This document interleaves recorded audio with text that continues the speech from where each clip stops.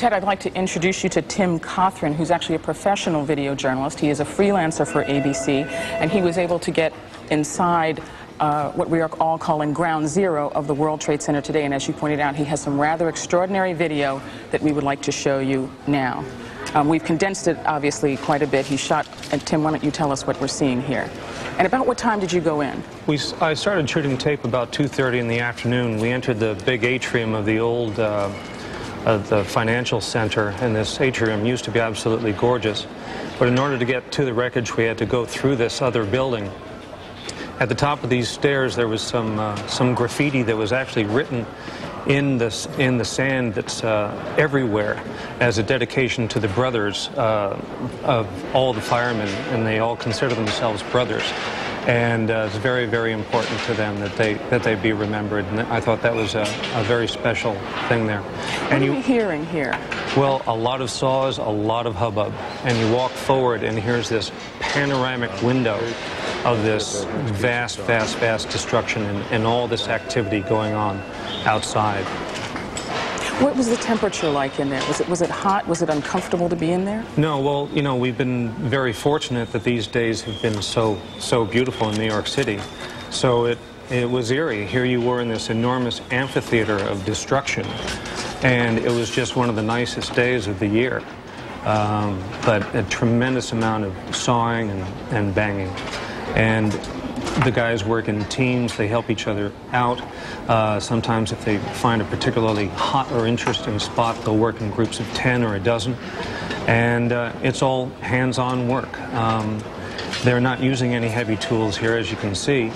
They're going bit by bit. It's arduous, it's hard, and these guys are putting all their effort into it. It also seems rather dangerous. I see many jagged pieces of metal. Did you have a sense of being in danger while you were on top of the rubble? There's tons and tons of broken glass all over the place. I only had tennis sneakers on, so I was pretty worried. But you picked where you walked, and you just choose where you stepped. What are we seeing here? Well, this is poignant in that this is a fire truck. This is a badly, badly charred fire truck. And it's one of the few things in this valley that has been actually kind of cleaned off and hosed off. Because it means a lot to these guys. I mean, you can see it's absolutely, absolutely destroyed. The tires are burned, all the rigging is destroyed. And they're using it sort of as a table, as a setup area. And it really means a lot to them. It's a staging area, as well as a place where some people get very, very emotional because a lot of guys died there. And paying their respects. And paying their respects. Even as they continue to do the job to which they've been assigned today. Absolutely.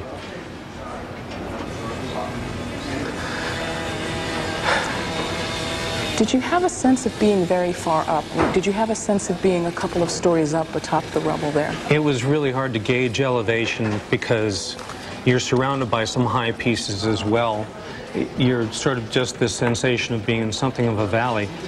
And it's just everything is smashed to atoms. There are no big pieces of anything. And I think that this photograph speaks for itself. I think that everyone will recognize what is occurring here, that the remains of someone are being removed. Exactly. In the 2 hours that I was there, I saw at least 10 body bags being lifted out, and they seemed to find 2 and 3 sets of remains, and they used dogs. They called the dogs in, and the dogs have been there for, I'm sure, quite some time. In fact, before I left, they actually retired the dogs. The dogs actually got very fatigued, and they gave them the afternoon off, or the rest of the afternoon, which they certainly deserved. And they helped pick up body scents and so forth. A sight that has become rather familiar from disasters in which Americans have volunteered around the world, but not one I think Americans expect to see here. Just everybody pitching in, you know, it's the bucket brigade syndrome where guys just move stuff out, they move it to the outside. And it was really hard because even though this disaster only happened a day ago, these cadavers are starting to decompose, and it was hard. It was hard for everybody, and it made everybody realize that it's only going to get worse in coming days. These guys work in teams. They'll investigate a nook, a cranny. They'll put their heads together and come up with a plan. And they're crawling under rather large slabs of plaster and concrete and metal. They don't seem very well protected. Well, that's their job. They love it. They do it. There they are, scaling up enormous pieces of debris. And so as I was leaving, at about 5:15, everyone started running. A sudden change of energy here. What's going on? Absolutely. They got a call on the phone, over the horn, that the structure that was adjacent to us was unstable and may come down. So I hit the record button and started running along with everyone. We took a breath here to, see if there was anything else going on, and then we suddenly heard this rumble, which you may hear on the tape, and it scared me to death.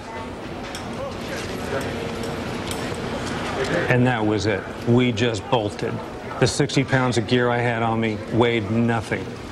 We just flew out of there, scared to death. And when did you begin to calm back down? How long did it take before your heart rate came back down and you... Well, I'll tell you what, watching this stuff brings it right back up. I'll tell you that. And it makes you realize what these guys and women are doing and how much it means to them.